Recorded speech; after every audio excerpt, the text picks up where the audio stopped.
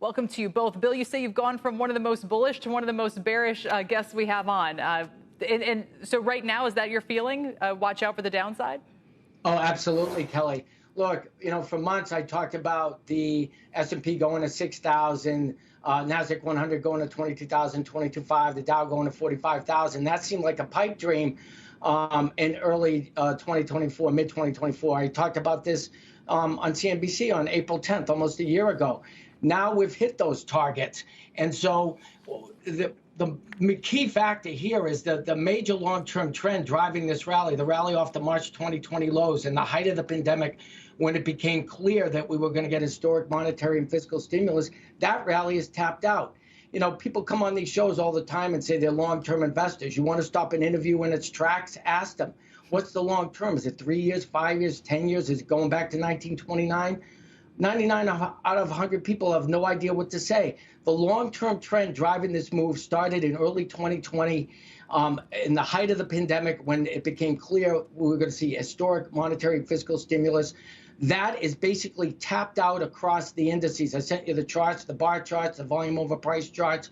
And so that's the key factor that really got us to turn bearish.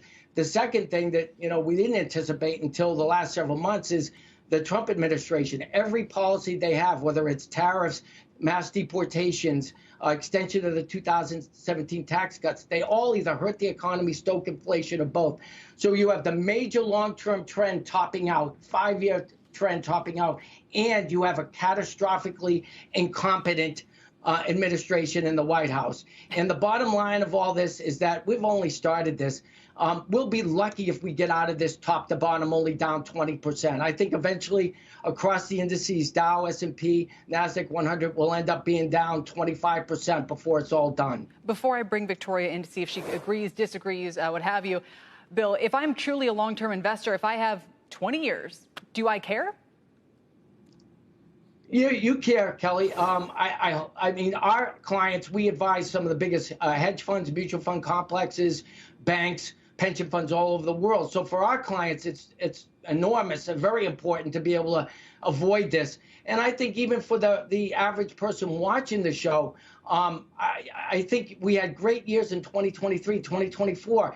It's not anything very esoteric. Take some money off the table. You'll be able to deploy that capital at much better levels later in the year.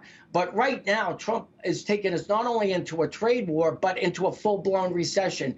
And I think the mistake people are making is that we've been spoiled with these V-bottoms. We go down 10 or 12% and go right back up. This is not going to be like that. We are going to be in for a much deeper drawdown, and I think something that's going to last a significant amount of time. Yeah, again, that's ahead of where, most of the sort of the economists you talk to, even the bearish ones, are kind of in the camp of, okay, we only grow 1.5%.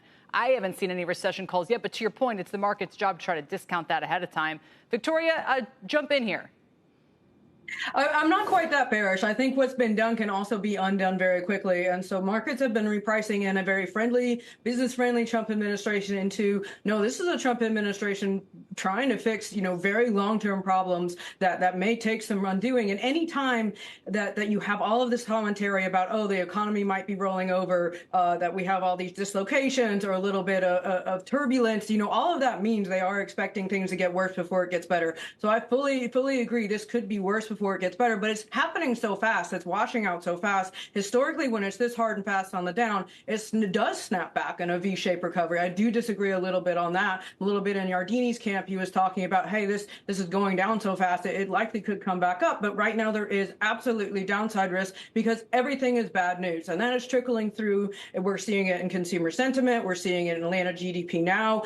We're seeing it in earnings revisions are moving lower. And to me, that's the most concerning thing. What does this do to profit growth? And if we really do see earnings revised lower and no longer hitting profit growth, then that becomes a little bit more concerning to me that, hey, this is serious. This isn't just a sentiment sell-off. This is an actually truly companies will be making less profits next year or less profits in the back half of the year than they are making now. For now, that remains intact and yet to be seen the effect on earnings. But we are having to rapidly reprice, like this market is, that tariffs are here to stay. And this administration may be sucking back public spending, which the federal government is about 23% of GDP is federal government spending. But again, the House and Senate aren't really cutting that much from the budget. And so we have to go around and say, what's actually going to be implemented? Where do tariffs land? For me right now, it is a little bit of a harsh knee jerk. And there's not everything's broken. If you're paying defense, if you have your dividend stocks, you're looking around the market beyond the Magnificent Seven meltdown, it isn't horrible. It feels horrible